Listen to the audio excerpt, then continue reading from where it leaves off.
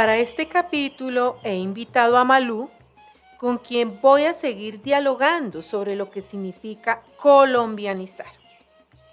En el capítulo anterior centramos la charla sobre la importancia de leer. En este nos centraremos sobre la importancia de vernos y escucharnos. Gracias nuevamente, Malú, por estar en este conversatorio.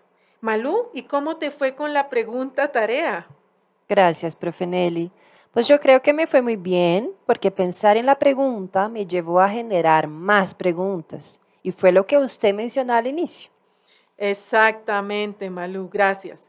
¿Y podrías compartir al menos dos de esas preguntas? Claro que sí. Pues no sé cómo va a sonar, pero me imaginé que soy un sistema hecha de muchas letras o conjuntos de letras y que yo debo empezar a identificarlas para luego leer, ¿no? Sí. Porque ya teniendo la identificación de estos conjuntos, voy a Ujú, poder empezar a observar cómo es que se relacionan. Y en esas relaciones es que de verdad aprendo a leer, aprendo a leerme. ujú. Por ejemplo, un conjunto de letras podrían ser mis emociones, otro conjunto de letras podrían ser mis pensamientos y así sucesivamente. Muy interesante y creativo. ¿Y cómo es que lees? Muy raro todo eso que pensé con la pregunta tarea, profe Nelly. Ujú. Entonces mis emociones solas no dicen nada, pero sí estas están conectadas con mis pensamientos, van dando significados. Y hay muchas formas de combinar estos conjuntos.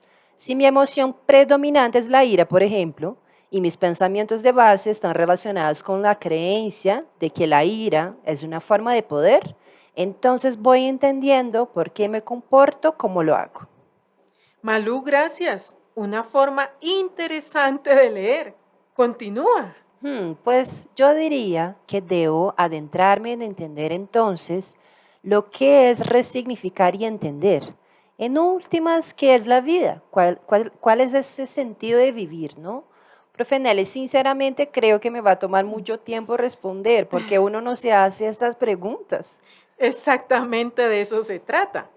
Para poder generar cambios, debemos hacernos preguntas que no nos habíamos hecho, porque en ese esfuerzo de responder suceden cosas maravillosas dentro de nosotros y nosotras. De ahí la importancia, fíjate Malú, de las preguntas reflexivas, movilizadoras y o cuestionantes que hacemos en nuestra praxis como psicólogos comunitarios. Sé que no es fácil, porque no es nuestra tradición cultural.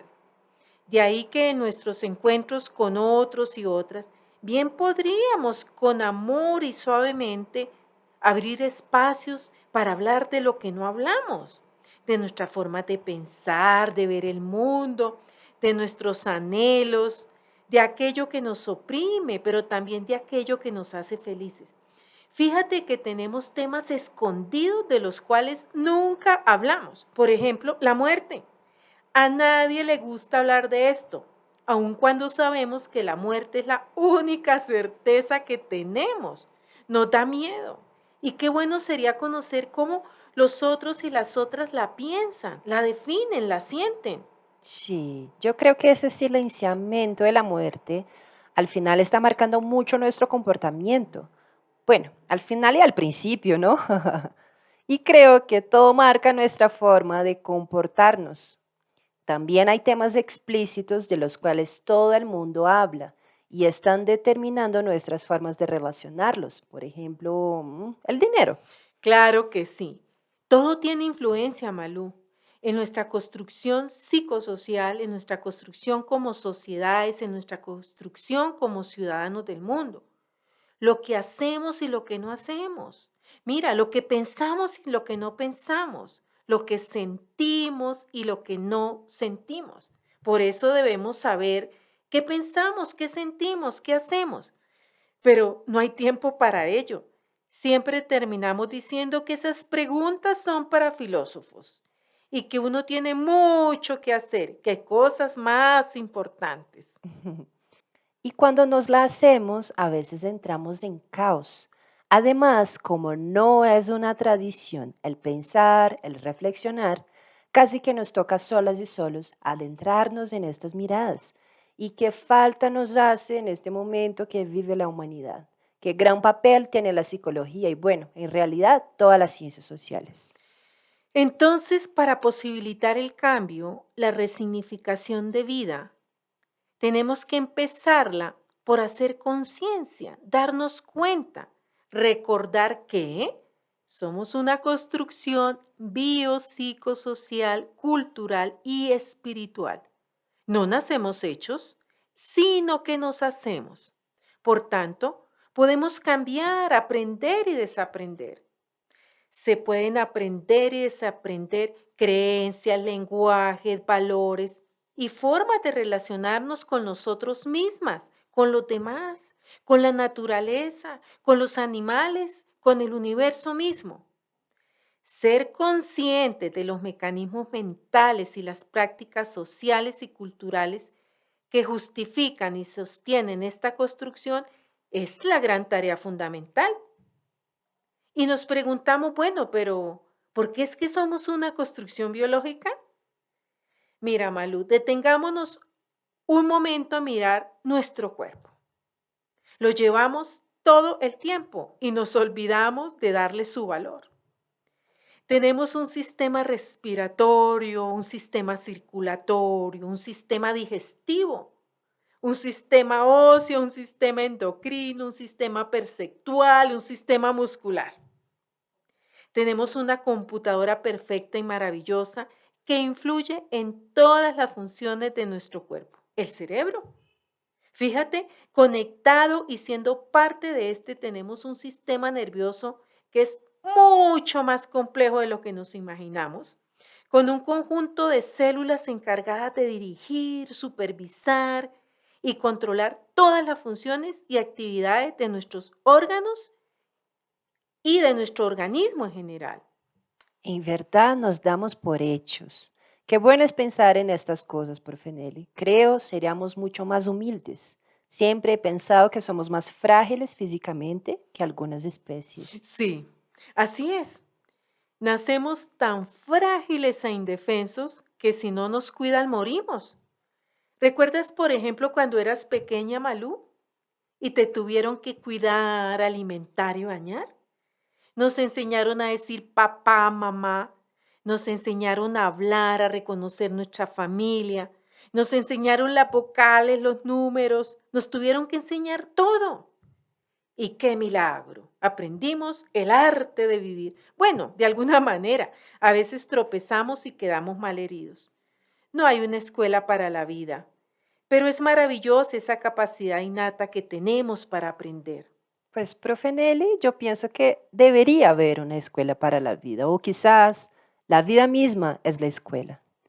Sí, yo creo que la vida es la escuela y la mayoría de las veces no nos damos por cuenta. Sí, de acuerdo.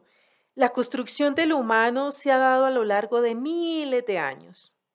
No siempre hemos sido como nos vemos hoy día. Si recordamos todo ese pasado de nuestros ancestros, llega un punto donde decimos existieron esos humanos modernos que tenían muchas adaptaciones complejas, como manos prensiles, una locomoción bípeda, habilidades para fabricar herramientas, lenguaje y cooperación de gran escala, y una transformación de los hominoides en homínidos, estos bípedos de los cuales su única especie actual es el Homo sapiens. Y ellos fueron los primeros miembros de la familia humana. Y de ahí pasamos a esos llamados Homo, caracterizados por ser bípedos, con pies no prensiles, con primer dedo alineado con los restantes, una hipercefalización y una verticalización completa del cráneo, hasta finalmente los representantes de nuestra especie, los Homo sapiens, con un elevado nivel de complejidad y una interrelación estrecha entre sus órganos, tejidos, aparatos y sistemas. Esa capacidad de locomoción y de movimiento, sus pulgares oponibles y su dimorfismo sexual son otras características. Y fíjate, eso ya lo hemos estado olvidando. Claro, qué importante no olvidarnos de este largo caminar de nuestros antepasados. Malú, ¿tú recuerdas a nuestros más antiguos tatarabuelos de nuestros tatarabuelos, los neandertales? Fueron un tipo de Homo sapiens que te refería anteriormente, valientes y admirables.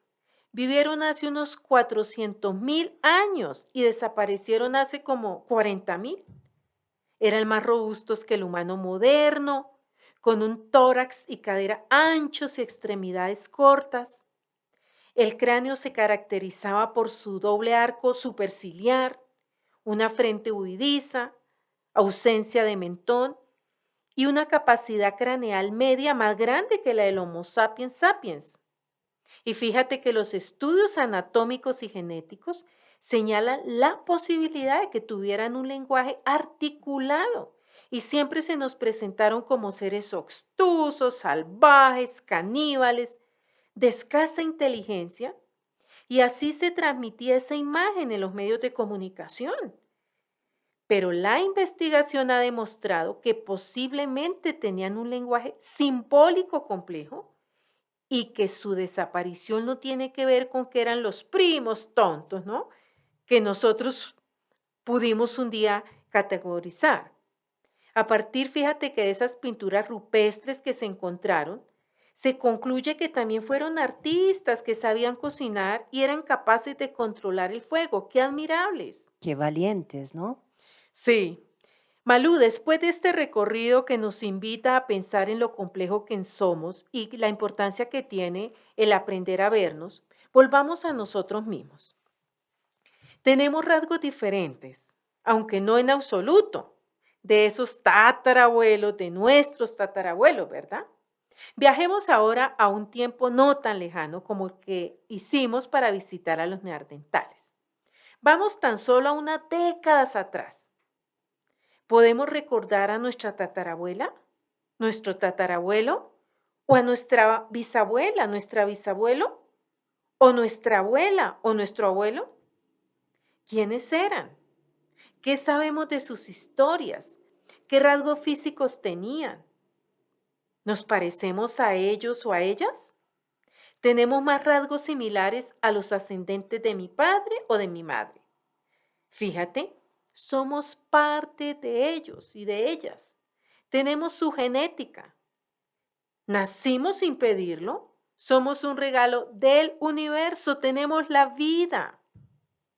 Entonces, podemos concluir que somos esta construcción biológica lenta, permanente y significativa, y que estamos más cerca de nuestros bisabuelos que de los neandertales, pero que estamos totalmente emparentados con todos ellos y ellas. Malú, y con seguridad seremos los tatarabuelos de humanos que por allá en 200 años tendrán unos cuerpos un poco diferentes a los nuestros. Quizás sus pulgares serán notorios, dado que la tecnología determinará su vida. Quizá no se moverán mucho y entonces el cuerpo tendrá modificaciones. Y como te refería al comienzo, se nos olvida fácilmente que somos una complejidad interconectada. Esta evolución y cambio ha sido producto de una serie de condiciones de diverso tipo. Solo referimos a algo muy pequeñito que fue lo biológico, pero esas condiciones tienen que ver con lo geológico, lo climatológico, lo social, lo cultural. Entonces, si le sumamos a esta rápida mirada biológica, lo social, lo cultural, lo planetario, lo espiritual, emerge un sistema interconectado muy, pero muy complejo. Y todo ello dispone las causas y condiciones para nuestra construcción, ¿no? Qué interesante y qué difícil. Sí, por eso hay que entenderlo despacito, pero de forma contundente y con sentido. Por eso hay que hablar de esto, que nuestros temas de conversación sean para pensar, para asumir nuevas miradas de nuestra presencia en el mundo, de nuestra presencia e influencia con el otro, con la otra. Entonces, de ahí el nombre de este podcast. Y podemos pensar que deriva de esta charla una tarea importante para la semana que viene. Y las preguntas pues estaban planteadas atrás pero las vamos a mencionar porque en ellas empezamos a entender y a hacer esos pares importantes para entender nuestra vida. Podemos recordar a nuestra tatarabuela, nuestro tatarabuelo, nuestra bisabuela, nuestro bisabuelo, a nuestra abuela, a nuestro abuelo. ¿Quiénes eran? ¿Qué sabemos de sus historias? ¿Qué rasgos físicos tenían? ¿Nos parecemos a ellos o a ellas? ¿Tenemos más rasgos similares a los ascendentes de mi padre o de mi madre? Y creo que estas preguntas nos llevarán a otras preguntas que, como dijimos, tienen el alcance de resignificar. Muchas gracias por escucharnos y les esperamos en el próximo capítulo de nuestro podcast Colombianizando para fortalecer el sentido de país.